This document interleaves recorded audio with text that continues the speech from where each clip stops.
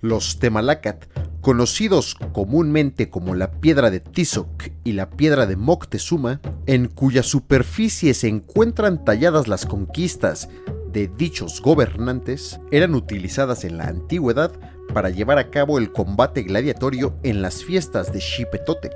El término Temalacat se traduce comúnmente como piedra de uso, esto por ser una versión de mayor tamaño de los malacates, siendo los malacates aquellos pequeños circulillos de cerámica que sostenían el carrete de hilo.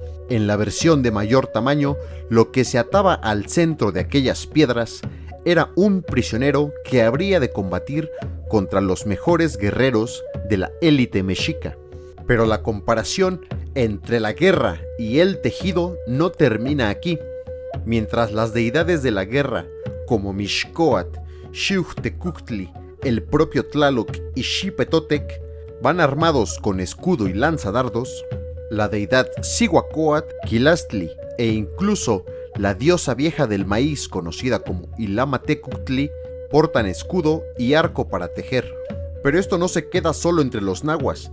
Entre los mixtecos, el tejido fue tan importante que incluso las gobernantes mixtecas elaboraron finos arcos para tejer con hueso de venado, sobre los cuales plasmaron todas sus conquistas y llegaron hasta nosotros gracias a que fueron preservados al interior de las sagradas tumbas de Monte Albán.